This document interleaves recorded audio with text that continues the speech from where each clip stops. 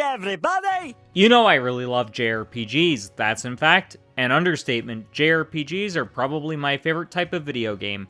What are your favorite types of games though? Let me know in the comments. Anyways, my friend Chicken Fillets, who I recently did a collaboration video with, inspired this one. A link to the collab video and a video to the one that inspired this will be in the description and in the end screen. So without further ado, let's get into my very first experiences with long-running JRPG franchises. Okay, so this one isn't a deep cut like some of the other games on this list. You could almost say I'm a Pokémon boomer despite dropping off after Gen 3 and returning very briefly during Gen 7. I do plan on returning to the Pokémon franchise eventually though. But yeah, Pokémon Blue was my first experience with JRPGs, so not only was it my first Pokémon game, it was technically my first JRPG, and for that reason, this game is always going to be special to me. It's because of this I really want to play the Gen 1 remakes at some point along with the latest gen of Pokémon. So what's the next game on my list? For my second game, it's Tales of Xillia, which to date is the only Tales of game I've been able to complete despite liking the series. I can't explain why, but Xillia was the perfect mix of an interesting story and really fun gameplay. I only played through it once though, and I chose Mila Maxwell's storyline over Jude's. For those not in the know, Xillia was released in 2011 for Japan and 2013 for the rest of the world. It's also the 14th mainline entry in the franchise, which started in 1995 with Tales of Fantasia. Honestly, I'm thinking of making a video about why Bandai Namco should release a remastered collection of the Xillia duology. If that interests you, let me know in the comments. Anyways, moving on to entry number 3. Until I got my PlayStation Vita and one of my close friends told me about how good the East series was, I'd never heard of it. So on his recommendation, I picked up Memories of Celceta, which serves as a remake of both versions of East 4. Both of the original East 4s were outsourced, both Mask of the Sun and The Dawn of East launched in '93. Tonkin House developed Mask of the Sun for the Super Nintendo, and Hudson Soft developed The Dawn of East for the PC. Until Memories of Celceta released in September of 2012 for Japan, Mask of the Sun was considered the canon entry of the two. If you like slick action, you will adore East Memories of Celceta.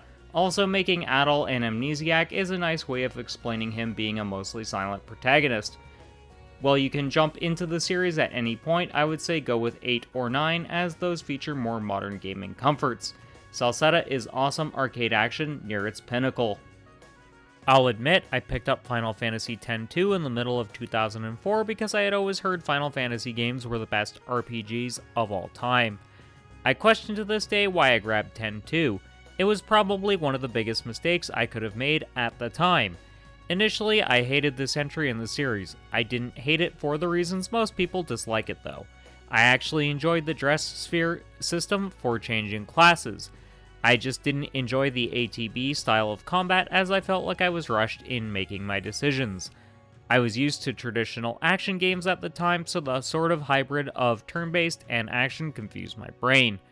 I also did find the storyline a bit silly, but I did revisit this game after playing the original 10 eventually. But this entry of Final Fantasy and Final Fantasy XIII left bad tastes in my mouth, which almost soured me to the series as a whole. I'm so glad my close friend bought me the digital versions of 7 and 8 after I had complained heavily.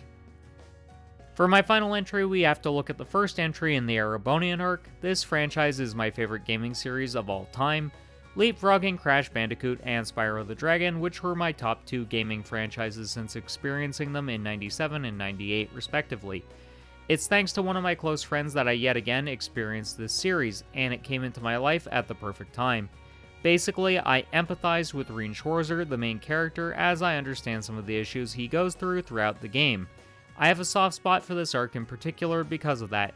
Trails of Cold Steel is the 6th entry in the Trails subseries of the Legend of Heroes franchise, which is in turn a spin-off of the Dragon Slayer series of games under the Trails nomenclature. Trails of Cold Steel is the 6th mainline title, of which there are now 12 games. That's a lot of games no matter how you shake it, and Trails titles are notoriously long. Anyways, because of my friend giving me a copy of the Lionheart edition in exchange for some photography work, I was able to experience this franchise, and I'm glad it happened.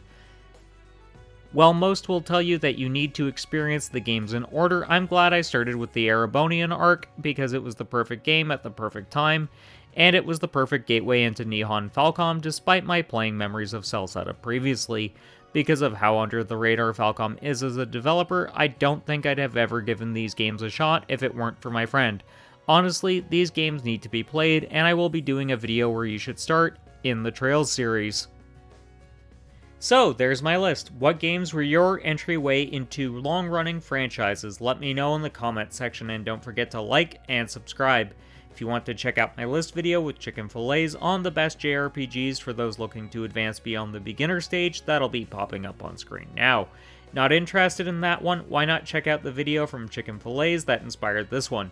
His story on how he got into those JRPGs are absolutely fascinating, and you should check it out. Until next time, keep blazing that trail.